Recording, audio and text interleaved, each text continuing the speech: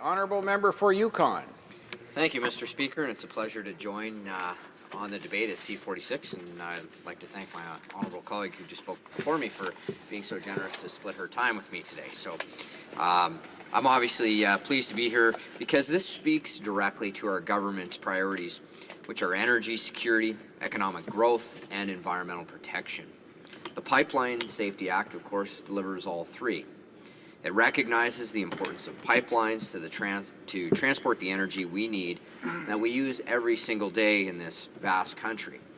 Whether it's to fuel our cars, power our businesses or our factories, or heat our homes like those homes in the Yukon Territory, my home riding, pipelines play an essential role in moving our necessary energy around this country. It supports a significant role that the oil and gas sectors play in our national economy. We've heard the numbers many times in this House, but they are worth repeating. The energy sector, led by our abundant oil and gas resources, directly contributed almost 10% of Canada's economy in 2013. It also generated an average of $25 billion a year in federal and provincial revenues between 2008 and 2012. And when you think about those numbers and the programs and services that the federal and provincial governments are able to deliver to their respective jurisdictions, be those social support, education, health, environmental initiatives, or economic priorities, those numbers contribute greatly to allowing each provincial and our federal governments to deliver for the priorities of Canadians. Finally, the Pipeline Safety Act reflects the importance we have placed on making pipelines safer. Under our government, energy security and economic growth will never come at the expense of environmental safety. That's why our comprehensive plan for responsible resource development makes clear that no resource development will be permitted unless projects are deemed to be safe for Canadians and safe for the environment. And indeed, Mr. Speaker, our government has proved that time and time again. The Pipeline Safety Act is a key component of this plan for responsibly developing our natural resources. As you know, Mr. Speaker, Bill C46 is based on three key pillars of incident prevention, preparedness and response, and liability and compensation. And there's a widespread agreement that this legislation hits the mark on all three pieces. Indeed, a cross-section of witnesses offered expert testimony on the bill to the Standing Committee of Natural Resources, of which I'm a member. There was general consensus that the legislation is needed and indeed a positive step. After taking a closer look at some of the key provisions in the legislation, I hope Canadians will have a better understanding of how Bill C46 contributes to achieving all of these three priorities. We'll continue to create and protect jobs and opportunities for Canadians from coast to coast to coast by encouraging our country's energy independence. And we'll do so while maintaining and strengthening one of the most stringent and effective pipeline safety regimes in the world. In fact, Mr. Speaker, each and every day Canadians go to work, Canadians drive over, Canadians sleep on, Canadians work over top of hundreds of thousands of kilometers of pipelines in our country. And as we heard in other debates and other interventions from members in this House, Canada's pipeline safety record is tremendous, with a 99.99% safety record. That's something we can certainly boast about. It's something that Canadians should have a great deal of pride in, and certainly warrants the measure of Canada having a world-class safety regime. But what does that mean in respects to how other countries operate in the world and in terms of their safety and in terms of our legislative competence with this? So let's touch on a couple of those pieces. The spill rate in Canada in comparison to other countries was 57% lower than in Europe and 60% lower than in the United States over an 11-year period. That's a pretty exceptional record. While the United States and the United Kingdom have similar legislation in place, the $1 billion minimum financial capacity and absolute limited liability are unique to this Canadian legislation. Canada will also be unique in having a cost-recovered financial backstop model that provides complete coverage for cleanup and damages.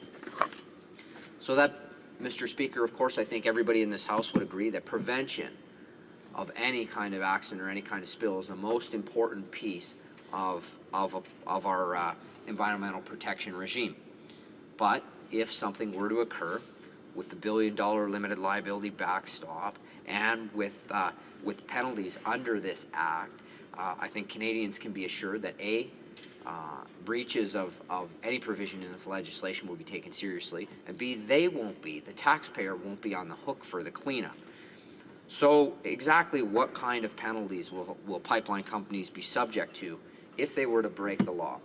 So if we exceeded our ambition and our goals of prevention being the first and most important step, and an accident were to occur, pipeline operators are subject to the same laws that govern all industry activities in Canada, which means they are liable without limit for incidences when they're at fault or negligent.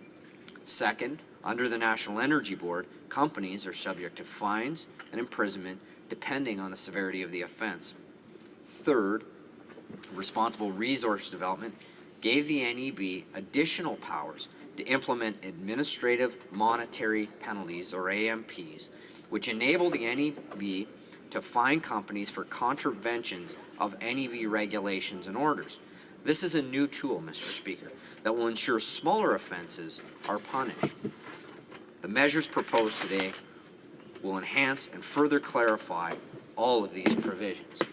Mr. Speaker, when we ask what are companies going to do to update any of the old pipelines, and I know this question was posed to the member previous, but there are three principles that need to be recalled when we're considering this.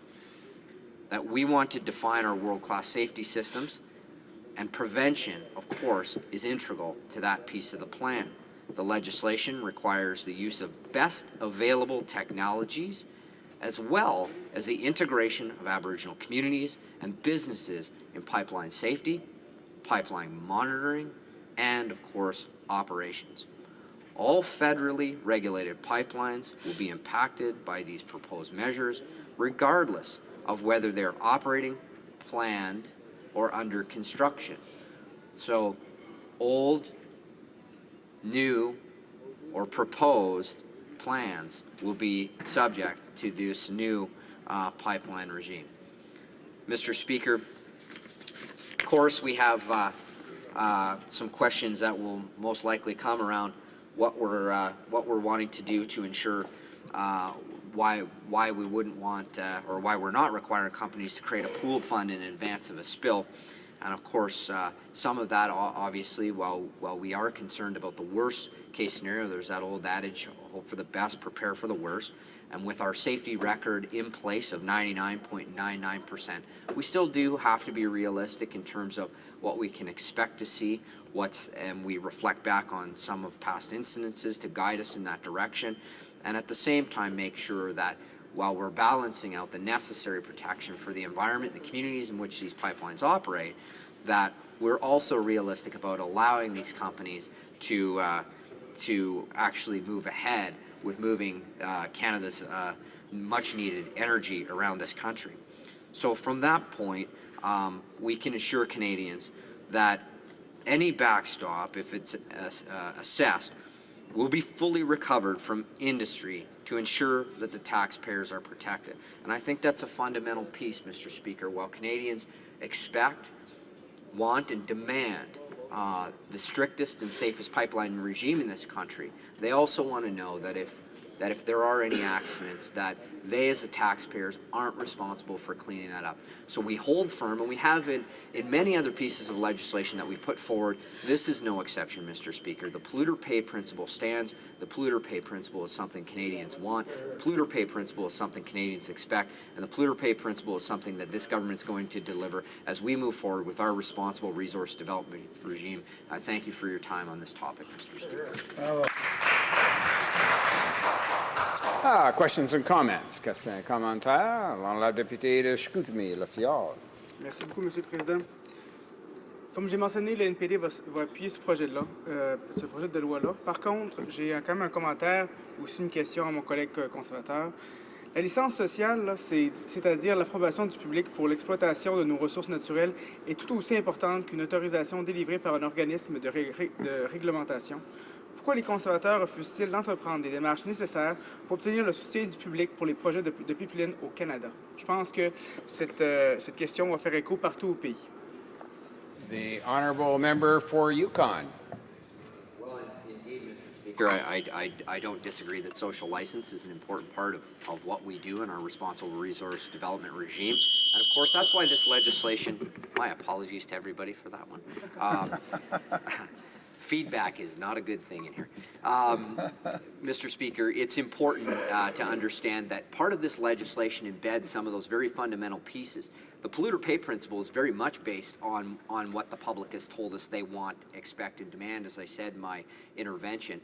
And we also have embedded in this legislation the requirements and the commitment to work with Aboriginal and First Nation communities, not only in proposed projects, but also in terms of developing and utilizing best technologies as we move forward to ensure the continued integrity of a world-class safety regime. And that, of course, does come from not just subject matter experts that deal with this, but from community subject matter experts who live, work, and play in regions where pipelines operate safely every single day in this country. Thank you, Mr. President. Questions et commentaires? L'honorable député de Lac-Saint-Louis. Président, vous vous souvenez lorsque le gouvernement a amendé la loi sur les eaux navigables, en fait, pour affaiblir la loi.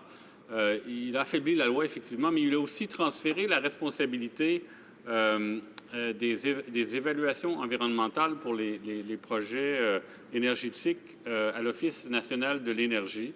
Et on a appris, je crois que c'était la semaine dernière, que l'Office trouve qu'elle n'a pas l'expertise pour évaluer les risques associés à un accident, par exemple, qui pourrait polluer les eaux